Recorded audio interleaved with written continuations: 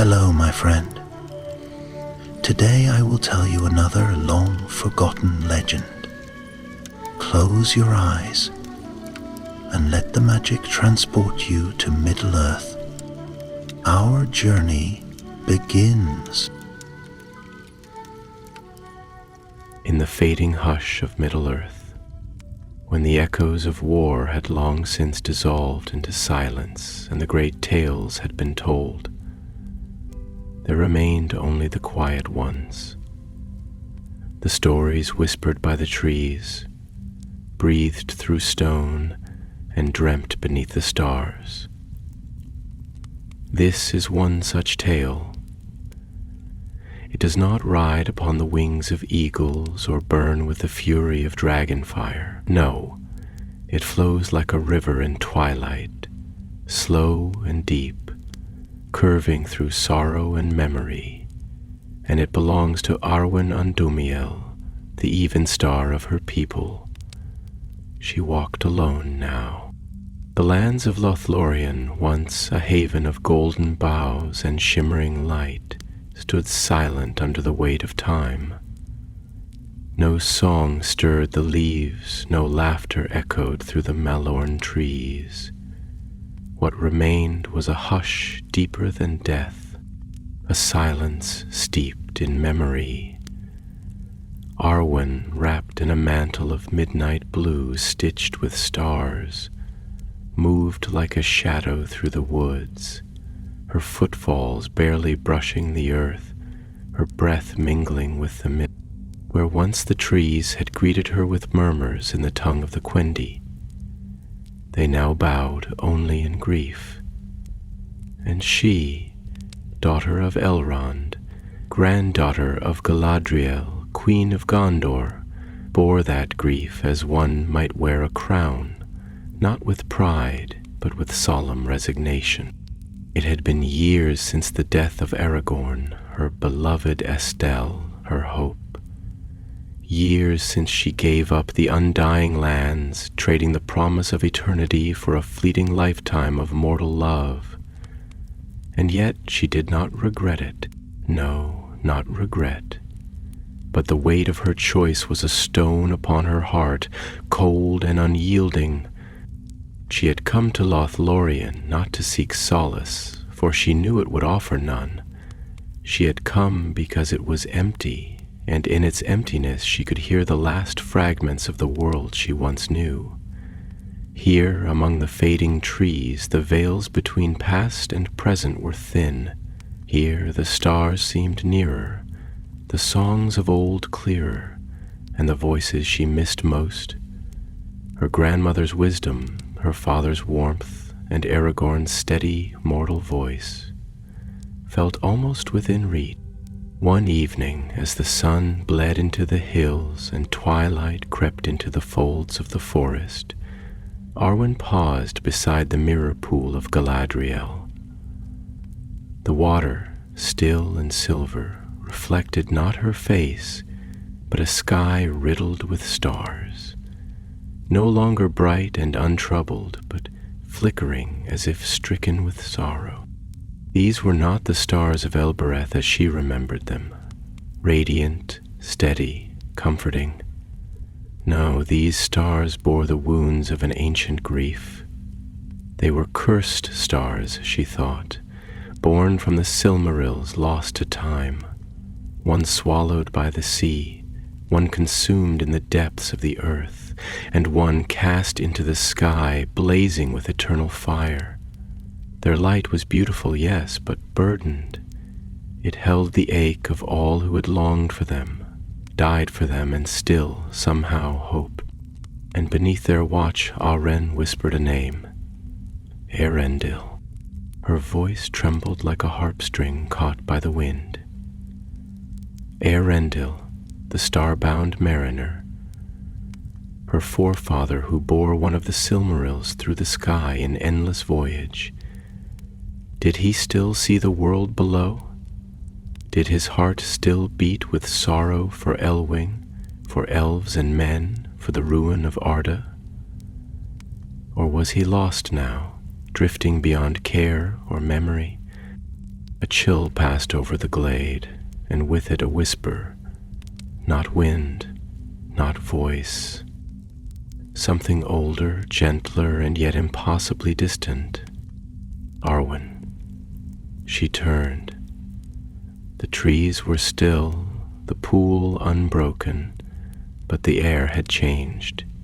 She felt it like one feels the nearness of a dream. Ephemeral, intangible, yet piercing. And then she saw it. A flicker of silver light, not star, not moon, hovering just beyond the veil of trees. Not a thing, but a presence. And with it came a melody, faint as breath, woven with sorrow and memory. It called to her not with words, but with remembrance. With longing, she stepped toward it. Each footfall was a memory. Her brother's laughter in the halls of Imladris, her mother's smile in the golden wood, Aragorn's hand warm in hers under the sapling of the white tree. These memories curled around her like mist, bittersweet and aching. The light moved, slowly, drawing her deeper into the woods, and though the path twisted strangely, folding upon itself, leading her to places that should not be, she followed. The glade melted into dream, and the stars above grew vast and close, their flickering light painting the branches with sorrow. She walked until she came to a clearing she did not remember, though it felt like a place forgotten rather than unknown. In its center stood an ancient stone, cracked and overgrown with moss, upon which an elven script glowed faintly, though no light touched it. There, beneath the cursed stars, Arwen knelt. The script was old, older than Rivendell, older than Lothlorien, yet she understood it as if the letters had been etched in her own mind. They told of the 3 jewels, the Silmarils, and of a Maya who once served Varda Elentari, Lady of the Stars. This Maya, in mourning after the loss of the trees of Valinor, had taken to wandering Arda alone, singing to the stars, seeking to heal the wounds of light scattered by Morgoth's theft. But he had not been seen since the days before Numenor rose from the sea. He had vanished into twilight, his name forgotten. Until now. Arwen felt the wind shift, felt the forest hold its breath, and then, like the hush before dawn, she heard a voice, not loud, but clear, and as old as moonlight. "You have come at last, even star." She looked up. From the edge of the glade stepped a figure tall and robed in silver mist. His eyes shone like stars half-dimmed, and in his presence time seemed to bend. He was not elf, nor man, but something else. Something more like the forgotten songs of the Ainur that still lingered in the stone of the world. "Who are you?" she whispered, though her heart already knew. "I was once called Ilmenor, servant of Elbereth," he said. His voice was a song not sung aloud but carried on the threads of the world. "I am the light that mourns, the voice that remembers." He knelt beside her, one hand resting upon the stone. "These stars above us," he said, "they weep, child of twilight. Not all light is joy. Some burns with longing that has never been fulfilled. You are not alone in your sorrow." Arwen looked up at the sky. The stars flickered as if they heard, and in that moment something within her stirred. Not hope, not yet, but the faintest warmth of being understood. The light of the cursed stars shimmered above, casting their strange sorrow upon the glade.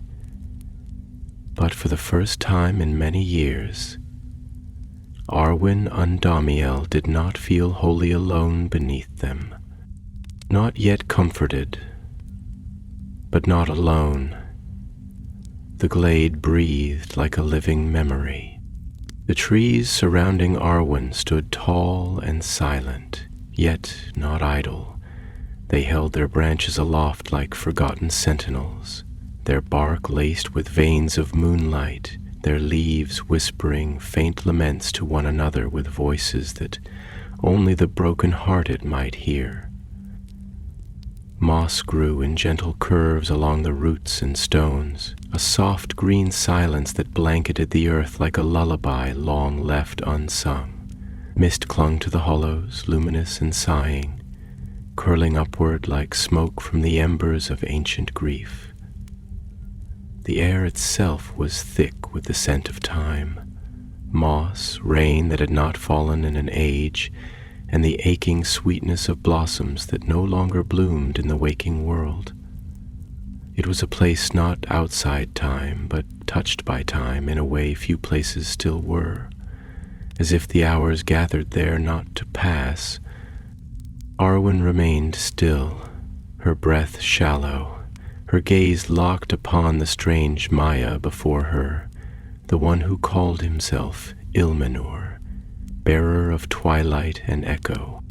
There was something unsettling in his stillness, not cold nor cruel, but otherworldly, like the hush before an eclipse, or the hush that follows the final chord of a song so beautiful it wounds the heart.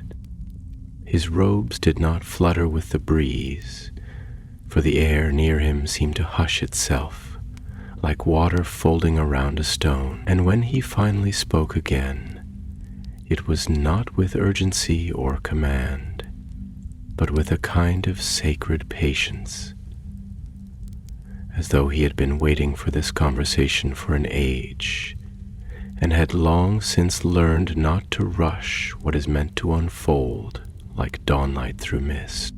"You have come," he said once more, not as greeting, but as recognition.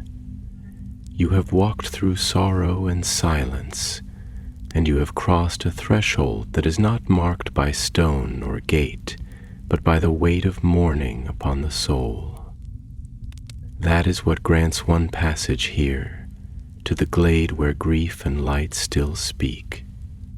Arwen's voice, when it came, was low, slow, shaped by weariness and wonder.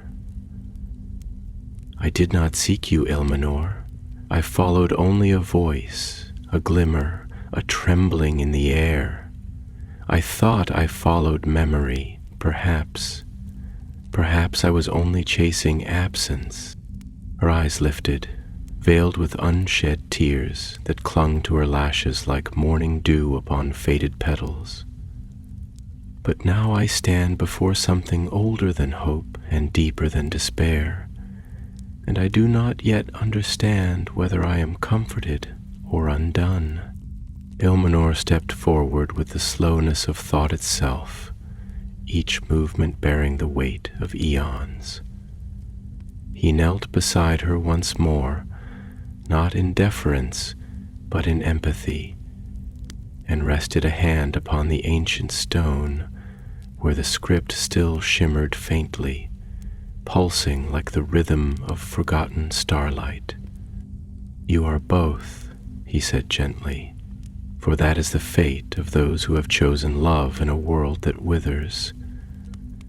You are the even star, Arwen Andamiel, called so not merely for your beauty, but for your place in the long decline of light. You are the final bloom on a branch that will not bear fruit again.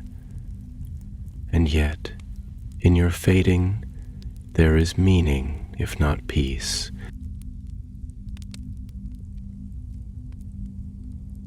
She closed her eyes at his words, and for a long moment the only sound was the soft rustling of the wind as though it were leafing through the pages of the past. When she finally spoke again, her voice was a broken harp string, trembling and uncertain. I was born into twilight, Ilmenor. I have always known it. I dwelt in Imladris, watched the seasons turn like pages in a tale too long, too lovely. I sat in the presence of wisdom that knew the shape of the world's birth, and still I felt incomplete. Then love came, not like dawn, sudden and golden, but like dusk, with its shadows and softness, its promises wrapped in longing. Aragorn, Estelle, my hope. She breathed deeply, her hand brushing the moss with reverence. I gave up the West for him, for a heartbeat in the tide of time, and I do not regret it. But now the sea calls no longer, and I am left upon the shore, watching a ship that will never return. I linger here, not alive in truth, but not wholly departed either. I am memory clothed in flesh. Ilmenor tilted his head slightly, his starlit gaze searching the lines of her face, as though reading not what was seen, but what was felt beneath the skin. The architecture of grief, the filigree of sorrow etched behind her eyes. "You are not alone in that burden," he murmured, "though yours is singular in its sacrifice. I too once served a light beyond all shadows. I sang in the presence of Vart Elen Tari, the star kindler, when the world was young and every note still bore the freshness of creation. I tended to the stars in their infancy, brushing their fire into form with songs none now remember. But when Morgoth brought ruin to the trees, when the light was stolen and the Silmarils were born, not of joy, but of grief, we who served the light were changed." He rose then, slowly, his figure tall beneath the wavering canopy of cursed stars. His arms opened slightly, not in invitation, but in revelation. The Silmarils, they were not jewels, not truly.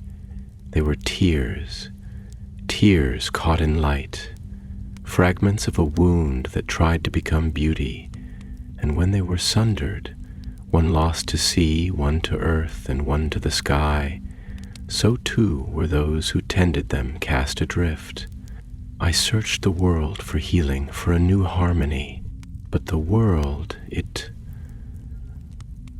wept in silence. He turned his face to the stars, and they blinked above him like old eyes weary of watching. I wandered the edges of Arda, through caverns that remembered the voices of Ainur, and over mountains whose peaks still held echoes of Ilúvatar's first breath. And I saw mortals rise and fall, kings born of courage and of cruelty, elves fading like dreams upon waking, and in all that I began to understand something terrible, something profound. His voice lowered then, heavy with reflection, that beauty is not eternal. It is tragic. It blooms despite decay. It sings beneath doom. That is its strength, its defiance.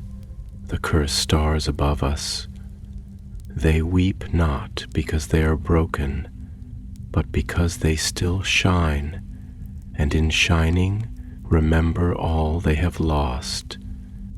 Arwen sat motionless, the words seeping into her soul like slow rain upon a withered field. Her heart ached with the tenderness of recognition, the bitter comfort of being understood not with sympathy, but with kinship. "I have lived long enough," she whispered, "to see the faces of friends fade into legend, to watch the tongues of my people grow silent. I thought that by choosing mortality, I might escape the slow grief of the elves. But now I see, grief is not a matter of time. It is a matter of love. And where love is deep, grief waits like a shadow. She turned to him, her eyes clear but rimmed with sorrow. Why have you come to me, Ilmenor? Why now? The Maya knelt again, and his hand gently touched hers, cold as moonlight, soft as breath. Because you are the last voice, he said, the last bridge. And soon the world will forget, but before it does, there is one thing that still may be sung, one truth not yet fully spoken, one light, however dim, that still dares to shine. And above them the cursed stars trembled, and the glade grew still, holding its breath. The air in the glade seemed to thicken with quiet reverence, as if every branch and stone had ceased its ancient murmuring to listen, not merely to the words exchanged, but to the stillness between them, the fertile silence in which understanding blooms, slow and aching. Shadows lengthened softly along the forest floor, though there was no sun to cast them, only the chill, luminous breath of the stars above, stars which did not twinkle, but burned with the solemnity of wounds remembered. Hungry to explore, the leaves above rustled only occasionally, as though some unseen hand passed gently through their canopy, stirring their songless lullaby. And the moss beneath Arwen's knees felt softer now, less like earth and more like memory taking shape. Ilmenor, who stood beside her like a forgotten line from a sacred verse, did not rush to speak again, for his kind had long ago learned that time, to those who grieve truly, moves neither fast nor slow. It gathers, it pools, it eddies, like a deep current beneath the surface of words. And Arwen, for all her sorrow, remained open in her stillness. Her gaze did not flinch, and though her lips were pale and pressed together as if to hold in a tide of unspoken things, her eyes did not shy from his. I have often wondered, she said at last, her voice low and tremulous, not from fear, but from the strain of long silence breaking, whether the stars know what they shine upon, whether they bear witness to the rise and fall of hearts below them, or if they are simply indifferent fires, noble in form but blind in purpose. I have lain beneath them as a child, when the world was wide and unmarred by sorrow, and I dreamed they watched over me like sentinels of the Valar. But now, after so much loss, I see them not as guardians, but as mourners, too distant to weep, too far to intervene.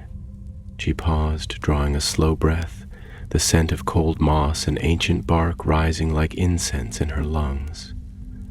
I wonder if they remember the cries of elves departing Middle-earth, if they felt the stillness that fell upon Seren Amroth when the last song faded, when Lorien no longer heard the voice of Galadriel.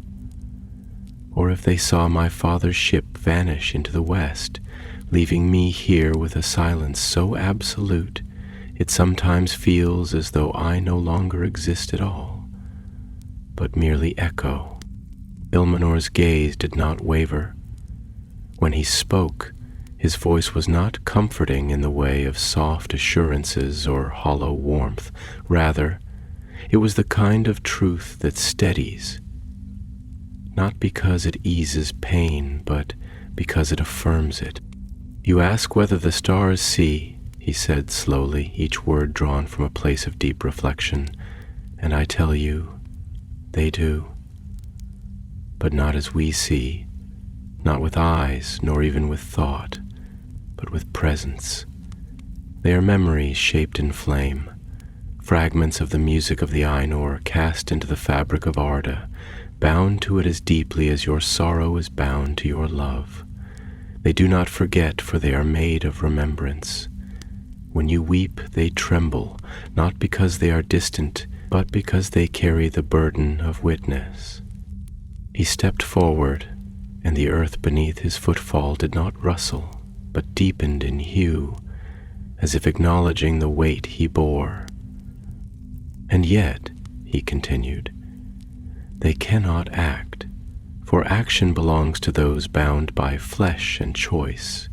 You speak of them as mourners, and mourners they are, but mourners who cannot touch, who cannot change the story, only reflect it back in light. That is their blessing and their doom.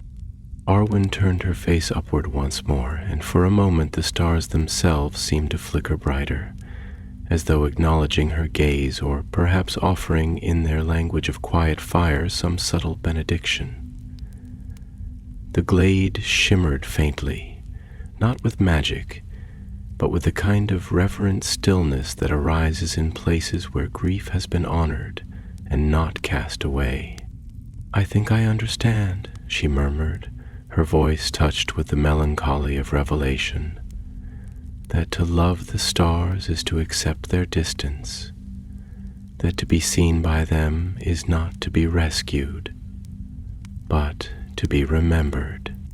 Ilmater inclined his head slightly, and the gesture was one of both agreement and mourning.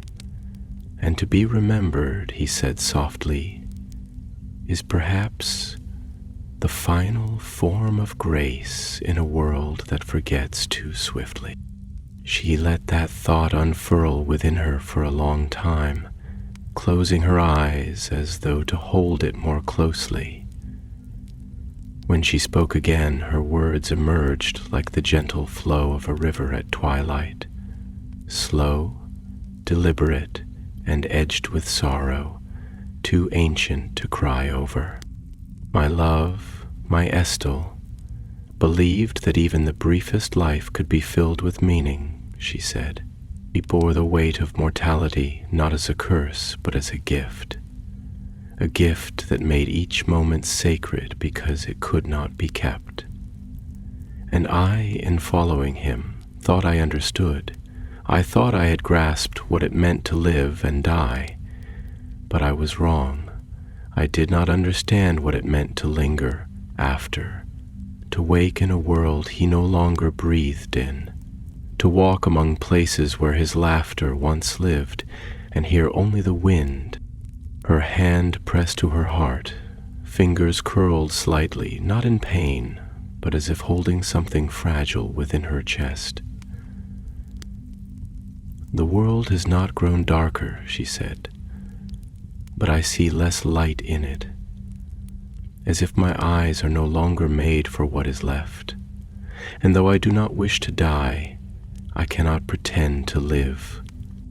The wind stirred then, and with it came the sound of distant chimes, not musical instruments, but the rustling of unseen threads woven through the glade, as though Iluvatar himself had breathed across the surface of the tale being told. Ilmater did not reply at once, and when he did, his voice was slow, like the turning of constellations. "To outlive love is the oldest sorrow in Arda," he said. "The elves were never meant to, and yet we did. Time, once a river we sailed with ease, has become a sea in which we drift, lost to shores we cannot name. And you, though mortal now in name, are still of our kind in spirit. You carry that ancient grief, and it weighs differently in your blood." He turned slowly and gestured with one hand to the trees surrounding them. "Even these woods remember. Lothlorien was not merely a place, it was a vessel, a song, a memory given shape. And when Galadriel departed, it was not merely her presence that vanished, but the root of the memory itself. Now it echoes, but no longer sings. You feel this because you are the last verse of that song. You linger not because you have nowhere to go, but because the story cannot yet end without your voice. At these words, Arwen looked up sharply, and in her eyes was a flicker of something that had not yet been extinguished. Not hope, not quite, but purpose, however dim. "My voice?" she repeated. "And what song remains to be sung?" Ilmenor stepped toward her, and the light of the cursed stars seemed to gather around him, not as halo or flame, but as cloak, a garment of sorrow that shimmered with dignity. "There is a light yet hidden in the bones of the world," he said. "A final star that has not yet risen. Not in the sky, but in the hearts of those who remember what it is to love beyond death. You are its bearer, not through power, not through command, but through grief made luminous." The forest around them pulsed faintly, and the moss beneath them seemed to breathe, as though the land itself waited for her answer. And Arwen, even star of the fading elves, sat very still beneath the sorrowed sky, her heart a vessel between night and dawn. The glade had grown colder, not with the harshness of winter's bite, but with the tender hush of night descending fully upon the bones of the earth. The silver hush of the cursed stars overhead cast pale light upon the moss-laden stones and bark-wrapped trunks, tracing their contours with a softness that made their age more apparent. Every gnarled tree and gently dipping branch seemed to lean inward, curving like arms not to embrace, but to listen. The forest around Arwen and Ilmenor had shifted subtly, in the way a chamber grows quieter when grief begins to speak aloud. There was a reverence to the stillness, as though even the smallest creature had stilled its breath to better bear witness to what was unfolding, not in action, but in the sacred unfolding of thought, of memory, of a pain too vast for the measures of time. Arwen sat where she had knelt, but her posture had changed. Her hands no longer rested upon her lap in resignation, but now curled softly into the moss, fingers half buried as though drawing strength from the earth itself. Her eyes, dark and gleaming with starlight, had not lost their sorrow, but they no longer seemed adrift. They were fixed now upon Ilmenor, and within them was something older than grief, a need for truth, for understanding, for that last elusive thread of meaning that might yet tether her to the broken beauty of the world. "I have heard," she said slowly, as though unspooling thought from the depths of her soul, "many tales in my years, tales of courage, of darkness rising and being undone by the light, of sacrifices made by mortal hands that reached somehow into eternity, and always they end in triumph, or at least in closure. But no tale speaks of what comes after the hero is buried. No story lingers in the silence left behind. The songs praise the day of victory, but they do not walk the long road of the widow. They do not sleep beside empty rooms, or rise with the ache of vanished voices echoing in the morning stillness."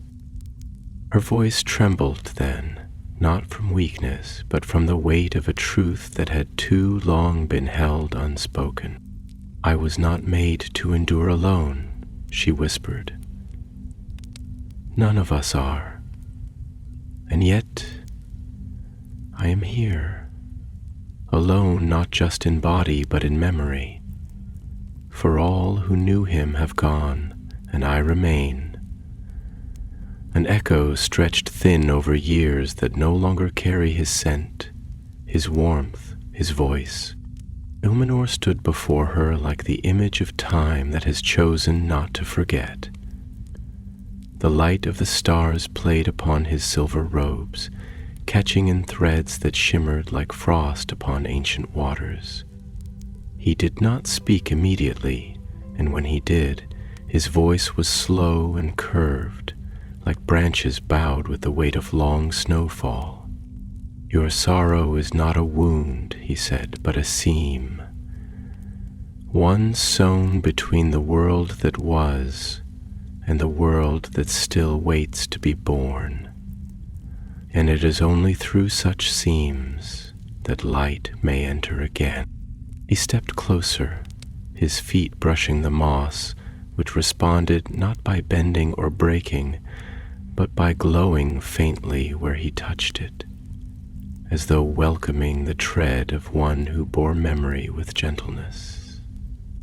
"You speak truly, Arwen Undumiel. Most tales end with closure because the heart cannot always bear to dwell in aftermath.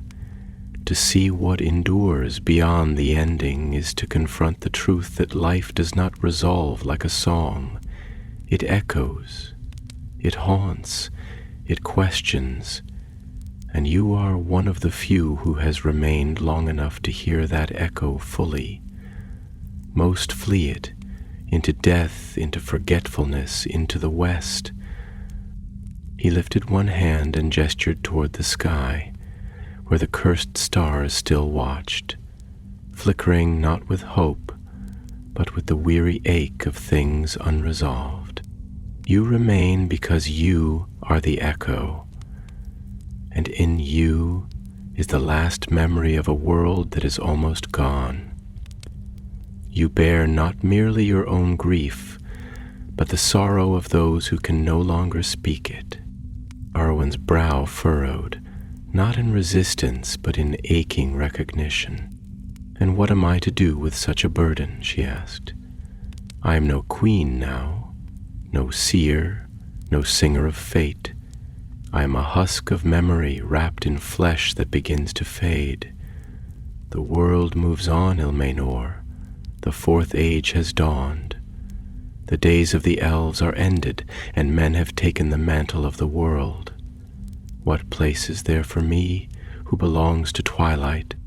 The forest around them seemed to answer, not with sound, but with sensation. A sudden stirring of wind passed through the glade, and with it came a soft rustle that was not entirely natural. The leaves did not merely move, they responded. They leaned inward, trembling slightly as if to remind her that the land had not forgotten her footsteps, her voice, her tears. The trees of Lothlorien, though grown dim, still knew her, still sang her name in the slow cadence of their deep-rooted thoughts. Ilmenor knelt again, and this time he placed one hand upon the moss beside her. Fingers splayed as though seeking something beneath the surface of things. "Place," he echoed. "There is no place left for you, it is true, not as there once was. But that does not mean your journey is without destination. There are paths that remain for those who dwell between endings, not paths of power or dominion, but of witness, of remembrance. There are truths that can only be borne by one who has loved unto the end, and beyond it." He turned his face to her, and in his eyes the stars seemed to pool like tears not yet shed. "You are the final verse, Arwen, and the world still needs to hear it." She looked away then, and for a long time she said nothing. The quiet between them was not empty.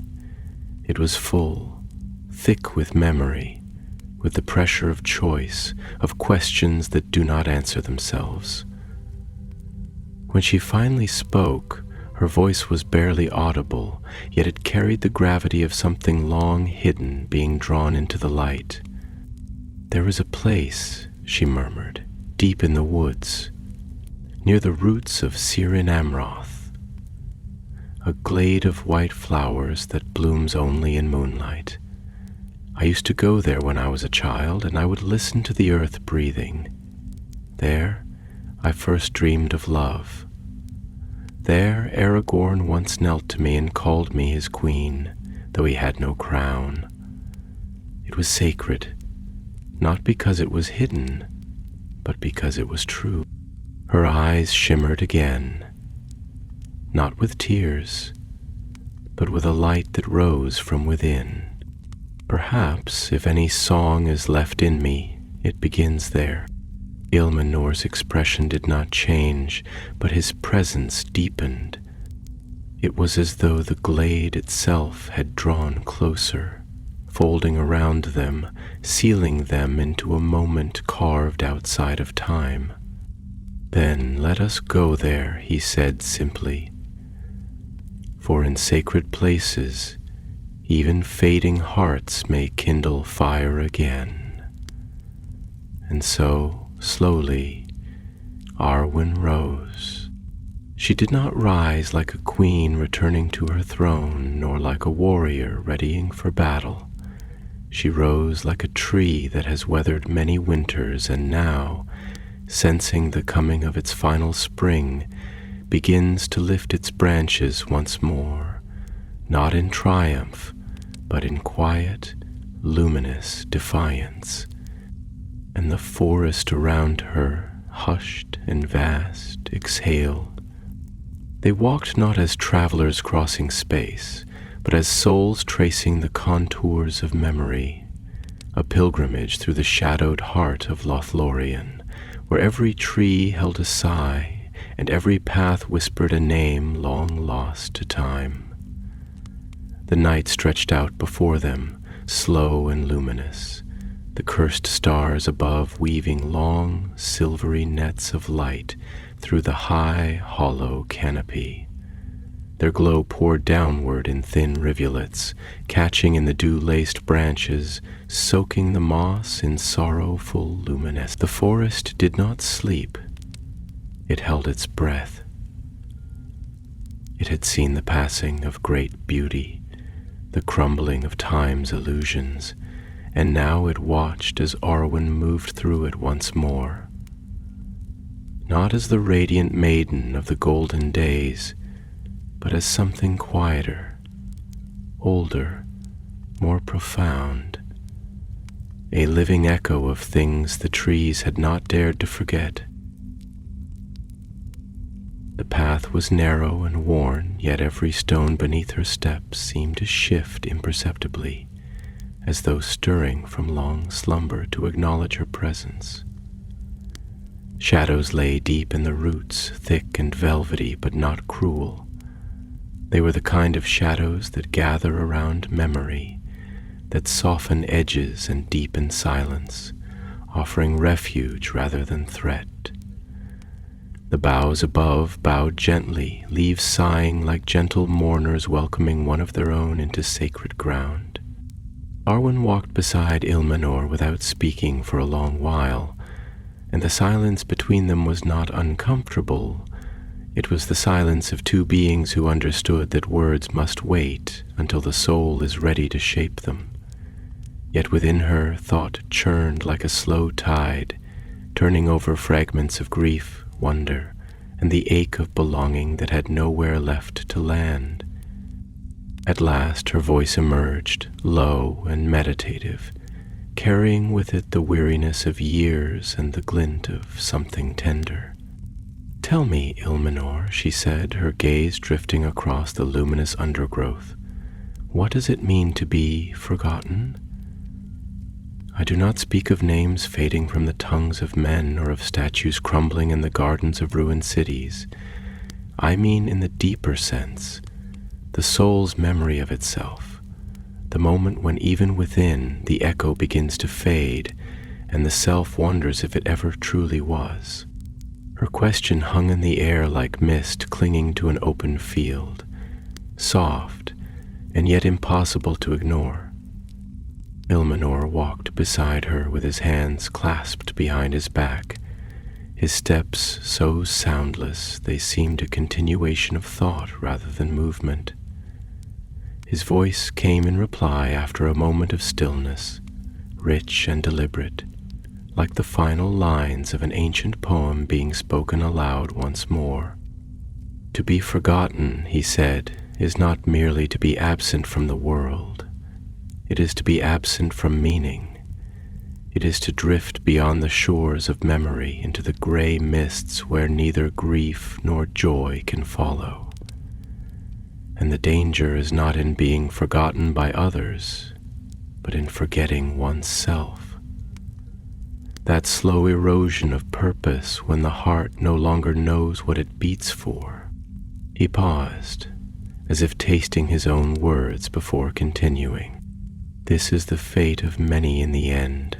Not destruction, but dispersal. Not silence, but the fading of the thread that ties one's soul to the tapestry of Arda. When love is lost, when the songs cease, when the places that once held us no longer carry our shadow, then, if we are not careful, we forget that we once were flame. Arwen's steps slowed as she listened, her eyes fixed now on the path ahead, where the trees opened slowly, like a breath being released. Beyond the veil of trunks and soft wind, she could already feel the presence of the glade she had spoken of, though it remained hidden just beyond the next fold in the land. Her heart, which had grown still for many long years, now trembled, not from fear, but from the return of sensation too long denied. "I have feared that very thing," she said, her voice heavier now, as though each word were being drawn from a deep well within her. "Not death, not pain, but the moment when I forget the sound of his voice, the way he spoke my name, the rhythm of his heartbeat when I laid beside him in the quiet hours of the night. There are moments when I try to remember, and all I find is silence, like reaching for a letter whose ink has faded to nothing, and I think, was it real? Was it mine? Or was it merely something I dreamed once, when the world was young?" Ilmenor stopped then, and the forest held its breath. They stood at the edge of the final descent into the glade, where the land dipped like the cradle of an ancient hand. Before them, moonlight spilled down through the trees like molten silver, and within that light the glade waited, quiet and white, its flowers blooming with ghostly luminescence, each petal a flicker of memory, each stem a thread tying the moment to the sacred past. "You do not forget," Ilmenor said gently, "for even in your longing you bear witness, and to long for something deeply, truly, is to keep it alive, not in flesh, but in the soul's architecture. You are the memory of his love, given breath and form. And as long as you speak of him, walk where he walked, breathe where he once breathed, you are not alone. Nor is he." Arwen did not reply immediately. Her hand had risen to her chest, resting lightly above her heart, where the pain of absence met the quiet pulse of something awakening. Her eyes shimmered, not with tears, but with the light of something more enduring. She looked into the glade, and the place answered her not with words, but with the hush of belonging. The flowers nodded gently in the windless air, and the moonlight deepened, casting long arcs of silver shadow across the moss. The stones there, arranged in no deliberate pattern, still bore the faint indentations of long-forgotten footsteps. Hers. "It has waited," she said at last, her voice a breath. "All this time it has waited." Ilmenor stepped aside, offering her the path, and now he said, it remembers with you. She walked forward then, each step slow, deliberate, filled with the reverence of a rite long postponed. The air grew still around her, and the light seemed to thicken, as though even the stars had stooped lower to listen. She passed beneath a tall, silver-barked tree, one she had once named in secret, the tree of first vows, and paused beside it. She reached out, her fingers grazing the bark, and within it she felt the faint tremor of memory stirred. His voice, low and steady, saying her name not as question or plea, but as truth. And she knew then that he had never left her, not truly. For the heart does not forget what it has loved in truth. It only waits. The glade opened before her like the unfolding of a long-held breath, a hollow cradled gently within the arms of the forest, its edges soft with ivy and silver moss, its heart scattered with the pale bloom of Nifredil, the Eleanor of the night, flowers that glowed faintly even without moonlight, as if they were made not of petals but of distilled memory. They dotted the earth in uneven constellations, each one gently pulsing with an inner luminescence that shimmered like dew catching starlight. The ground was soft beneath Arwen's feet, but not insubstantial. It felt alive, as though every step was being received, remembered, cradled by roots that had long awaited her return. The trees that circled the glade stood like sentinels of silence, their trunks worn with age, their limbs reaching inward, not closing off the space, but curving around it, as if in protection. Their leaves were silvered at the edges, kissed by the light of the stars, and the gentle wind, so faint it barely stirred her hair, carried a scent like elderflowers and earth that had lain undisturbed for centuries. Arwen moved slowly, her hands trailing at her sides, her fingers brushing the soft brush of memory that bloomed all around her. Every step deeper into the glade was a step into herself, into a place not of geography, but of soul. Here time had not passed. Here the years had curled in upon themselves like petals closing at dusk. Here she was still the maiden who once laughed beneath the trees with her brothers, the daughter who sang beside her father's harp, the beloved who waited with steady heart for a king who would rise from the shadows of the north.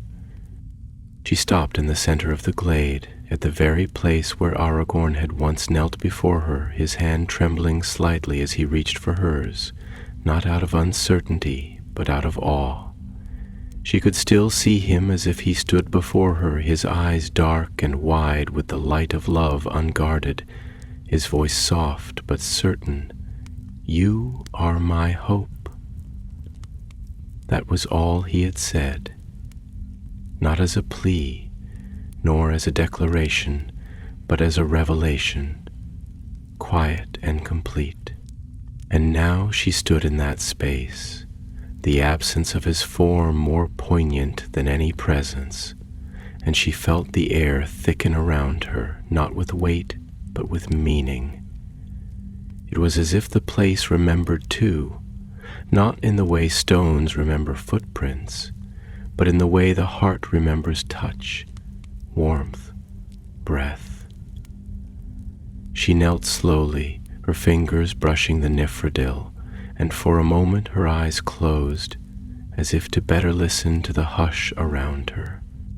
Ilmenor stood at the edge of the glade, watching with a gaze not invasive but reverent. He did not step forward. He did not speak. He allowed her this silence, this communion, for there are moments when the soul must speak, not in words, but in the language of stillness. At last Arwen opened her eyes, and her voice came low, almost unsure, as though she spoke not to him, but to the earth itself. "There is a kind of peace in this place," she said, "but it is not comfort.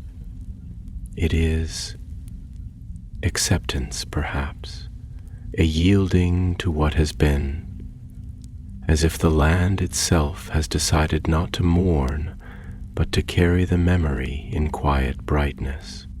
She turned then, looking toward Ilmenor with eyes that glimmered not with unshed tears, but with something deeper, a gaze shaped by the long labor of sorrow. "Is this what you meant," she asked, "when you said that memory can be luminous? That to bear it is not a weight but a light, one that must be carried, not for the sake of the past, but for the sake of the song that has yet to be sung?" Ilmenor stepped forward now, his movement gentle, slow, as if he feared disturbing the hush of the place. The flowers at his feet bent slightly toward him, not crushed but yielding, as though in recognition. "Yes," he said, his voice carrying the rhythm of distant stars. "Though I cannot shape that light for you, it is yours to kindle, yours to name. Memory is a burden only when we resist its passage through us. When we clutch it too tightly, it stagnates and festers.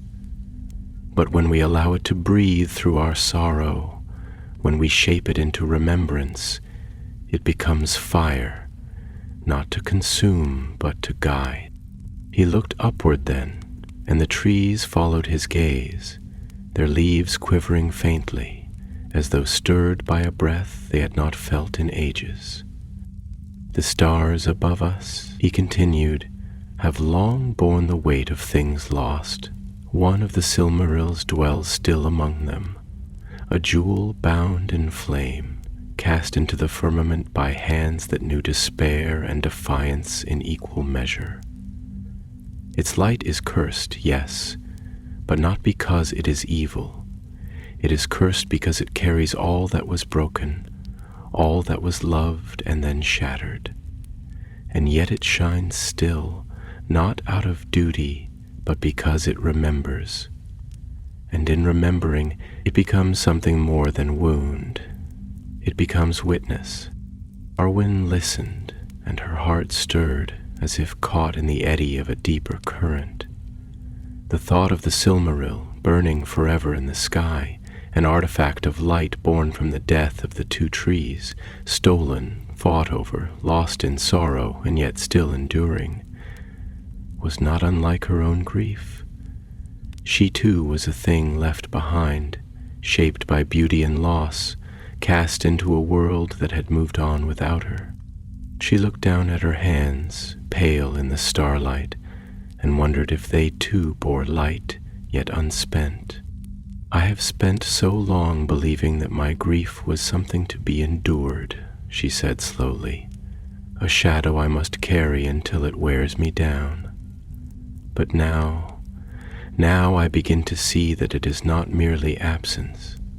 It is a shape carved by love. And love, even when broken, leaves a kind of radiance behind, not warm, not soft, but real." Ilmenor nodded, and the stillness around them seemed to lean closer. "Grief is love's echo," he said. "It is what remains when the song is ended. But if the echo is carried onward, if it is shared, remembered, honored, then the song has not truly died. It lives again, differently, but still." Arwen stood then, slowly, with the grace of one rising not from weakness, but from reflection. Her eyes swept the glade once more, and in them now was something more than memory. There was will. not the will to return, for there was no return, but the will to carry forward. "I will sing," she said, her voice a thread of silver in the night, "not to undo what has passed, but to weave it into what still might be. I will not call the past back, but I will let it speak through me in words that carry its shape." And the stars above, flickering in their sorrowed vigil, seemed to steady, for the even star had begun to shine. The night settled fully over the glade like a great velvet cloak trimmed with silver starlight, its folds heavy with memory, its hem trailing across the roots and petals of the forest's innermost heart. The canopy above shimmered faintly, a trembling tapestry of ancient leaves and night-kissed branches, catching the light of the stars like scattered embers left from some primordial fire. Around the edge of the glade the trees had drawn inward, not as prison walls, but as guardians of something fragile and necessary. Their trunks glowed faintly where the bark split to reveal the silvery veins beneath, a sign of the old magic that lingered in Lothlorien's bones. Still breathing faintly, still whispering its low, endless song into the soil.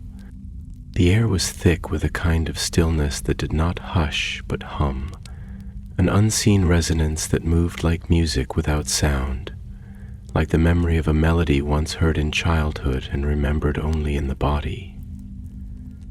The Nifredil flowers bowed gently in an unfelt wind, and Arwen stood among them, her presence not disturbing the hush, but completing it, as though her return had been not merely anticipated, but required for the glade's silence to take its full shape. She turned slowly, her gaze not fixed on any one thing, but sweeping the glade as a hand might trace the contours of a beloved's face after years apart. Softly, reverently, as if to memorize what had already been engraved upon the heart. The soft folds of her midnight mantle swayed about her ankles, catching dew and the faintest shimmer of silver dust that lingered just above the earth, rising like breath in the coolness of the deep night. Her eyes, wide and dark, caught the starlight not as mirrors, but as wells, depths that drew it inward, transformed it into thought, into memory, into something luminous and aching. Ilmanur watched her in silence. He did not move, did not speak. He had guided her here, but this was not his tale to finish. There was a holiness to her stillness, a slow unfolding of will and voice that could not be hastened, and yet, as he watched, a quiet certainty settled within him, a knowing that in this glade under this sky, something ancient was being rekindled, not with fire, but with the slow, deliberate warmth of sorrow finding its voice. At last Arwen spoke. Her voice, when it came, was not loud nor urgent. It was steady, wrapped in breath and thought, and the soft cadence of one speaking not to an audience, but to the world itself. "There was a time," she said slowly, "when I believed that sorrow must be swallowed in silence, carried like a stone in the palm, hidden within the folds of robes in the corridors of memory. I thought that if I bore it without complaint, it would lose its shape, that if I gave it no voice, it would find no echo in me. But I was wrong." She turned slightly, her gaze lifting to the stars, her hand rising with it, not in invocation but in quiet gesture, as though reaching toward a wound she had once tried to forget and now chose to trace. "Sorrow," she continued, "is not the absence of love, but its shadow, and like all shadows, it is cast by light. It is not something to be outgrown, but something to be lived with, like the ache of a wound that is closed, but never fully healed, because to fully heal would mean to forget, and forgetting is a kind of unmaking. Her eyes closed for a moment, and in that darkness her words grew softer, deeper, more reflective. Every place where he once stood is now a prayer, she said. Every path he walked, a thread in the tapestry I wear inside my chest. And yet I am not only a mourner, I am the last verse of our story. I am what remains when love passes beyond the world. And that is not a lesser thing. Ilmenor stepped forward now, slowly, until he stood at the edge of the pool of moonlight that crowned the center of the glade. His figure seemed both solid and ethereal, shaped by thought, wrapped in shadow and song. "What you name is truth," he said, "though few can bear it. Most flee sorrow because it is mirror and memory both. It shows us what was and what can never be again. But you, Arwen and Domiel, have not fled. You have turned inward, and in so doing you have found a path not forward but downward, into the root of the world's song, into the silence where meaning waits to be shaped." He raised his hand then, palm upward, and above it a single mote of starlight hovered, bright and trembling. It pulsed faintly with color, shifting from silver to pale blue to a kind of translucent fire that held no heat, only resonance. "This," he said, "is the memory of a star. Not a star in the sky, but a star that lived in the soul. It is what remains when the fire is gone, but the warmth remains. And it is yours if you wish to bear it." Arwen looked at the light and felt a weightless pressure upon her chest, not pain, but possibility. The presence of something waiting to be welcomed, something that had always been hers, though unnamed. "What is it?" she asked, though her voice was soft with knowing. Ilmenor did not answer directly. Instead, his voice grew deeper, not louder, but filled with an older tone, as if he spoke now not from himself, but from the voice of the world before the first day. "It is what Elbereth wept into the sky when the Silmaril was cast into the heavens. It is the echo of a grief that became light. It is the shape sorrow takes when it chooses to remain, not to wound, but to witness." Arwen stepped forward, and the light floated gently to meet her, resting just above her outstretched hand. It did not burn. It did not blind. It merely shimmered there, waiting for acceptance, for intention. And as she opened her palm, the mote of starlight sank into her skin, disappearing without sound. But the glow did not vanish. It settled into her being like a breath long held and finally released. For a moment nothing changed. Then her mantle stirred, though the air was still. A quiet warmth spread from her chest, not outwardly visible, but felt in the very soil beneath her, in the slow curling of the Nifrdil toward her presence, in the hush of the trees leaning inward once more. Ilmenor bowed his head, not in deference, but in recognition. "You are now the bearer of the light of the cursed stars," he said. "Not to wield it, not to command, but to remember, to remind, to sing the final verses of the songs that were never finished. And Arwen, though her eyes shimmered with tears, did not weep, for something inside her had begun to sing. The glade held her as one holds a final breath, tenderly, reverently, without rush. The moss beneath her feet, plush and silver thread with the dew of countless undisturbed nights, offered no resistance to her presence. Instead, it yielded with the quiet grace of earth that remembers being touched by grace. Around her, the Nifrtil flowers had drawn closer, as if drawn by a silent cord, their pale petals unfurling fully now, not to the cold of the stars above, but to the warmth that had kindled in her breast. The trees, ancient and watchful, no longer loomed in quiet mourning, but now arched above like cathedral ribs, framing the glade in hallowed symmetry, their silver-bark trunks casting long, rippling shadows that seemed to breathe with the rhythm of her heart. And in that heart something had changed, not in a single moment, not in a burst of revelation, but in the slow turning of inner tide, as though the sea of her grief had begun to recede, leaving behind not absence, but shape, the sacred contours of what had been loved and what still could be honored.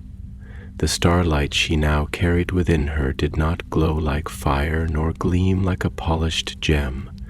It pulsed like memory, warm and resonant, casting no shadow, for it was itself born. It moved through her veins not as light but as song, quiet and luminous, a lullaby for what had been lost and what would yet remain.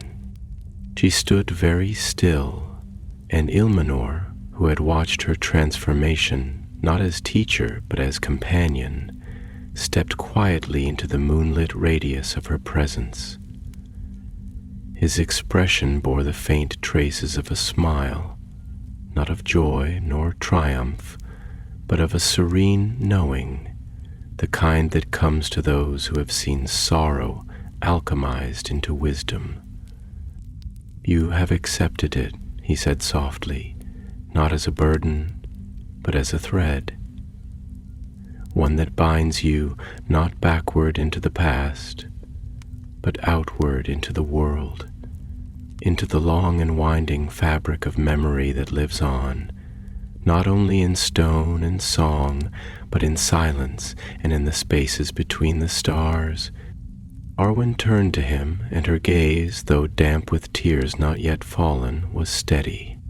"I did not know I could still carry light," she said, her voice barely louder than breath. "For so long I believed my sorrow had hollowed me beyond repair, had made of me a vessel only for silence and the slow erosion of being. I thought I had no more voice, no more song, no more meaning, but to fade quietly and be forgotten." She took a step forward, and the moss beneath her feet shimmered faintly, as if in response to each word she spoke. "But this light, this cursed sacred remnant, it teaches me that grief is not a void. It is a shape. It is the echo of love's fullness, stretched over time, etched in memory. It asks not to be buried, but to be honored. And now I see I was never meant to let go of my pain, only to carry it differently." Ilmenor nodded, his eyes dimming with a soft inward light that spoke of great ages and sorrows held in silence. "Yes," he said, "that is the truth so many flee. They fear that to feel deeply is to remain wounded forever, not realizing that the wound itself becomes sacred if tended with love. You have not been broken, Arwen Undumiel. You have been shaped." She looked around the glade then, and her gaze was different, not only mournful but attentive, like one seeing a beloved place anew after many years. Her eyes followed the arch of a tree whose branches once held her in childhood play, now aged and bent with time, but still bearing leaves. Her gaze lingered on the stones by the eastern rise, where Aragorn had once waited for her at dusk, his cloak brushing the grass, his voice carrying her name like a prompt. She turned slowly in place, seeing not ghosts, but impressions, the fingerprint of memory upon place, the soul's way of writing itself into the earth. "I will not leave," she said at last, not with resistance, but with calm. "Not yet, perhaps not for many years. I had thought to fade alone beneath these trees, to lie down and let the forest take me, vine by vine, until I was nothing more than story and soil. But I see now that to fade is not the same as to fall silent. I am not finished. My voice is still needed, not in courts, not in song halls or scrolls, but here, in the quiet places where memory breathes and the world still listens." Ilmenor stepped toward her, his silver mantle flowing like water behind him, and though no wind stirred, his form shimmered faintly, as though the glade itself recognized his part in what had transpired, and now began to release him. "You are right," he said. "You will remain, and not to wither, but to root. And this place, this glade, this forgotten heart of Lothlorien, it will be your song. You shall walk here not as mourner, but as witness. You shall become its memory, not because you are trapped in the past, but because you carry its music forward." He reached into the folds of his robe and drew forth a single leaf, not of this forest, but from Valinor, bright and golden, veined with silver, its edges sharp with light. He placed it at the base of the great tree where Aragorn had once made his vow, and at once the air stirred. The glade responded. A gentle wind rose, not sudden nor harsh, but deep and resonant, as though the forest had drawn its first breath in an age. The trees murmured in long-forgotten Elvish, not words but phonemes of grief and reverence, and the light of the stars above shifted, softening, wrapping the glade in a glow like the last light before dawn. "You have sanctified this place," Ilmenor said, his voice now edged with distance, "and in doing so you have sanctified yourself. This will be the final haven, not of the elves, but of memory itself. Those who seek stillness shall find it. Those who mourn shall be heard, and in the soil your song will grow." Arwen turned toward him, and though her lips trembled, she did not falter. "And you?" she asked, her voice tender. "What becomes of those who dwell between stars and sorrow?" Ilmenor smiled, not with his mouth, but with his being, his presence softening like mist on a morning field. "We return," he said, "to the silence that shaped us.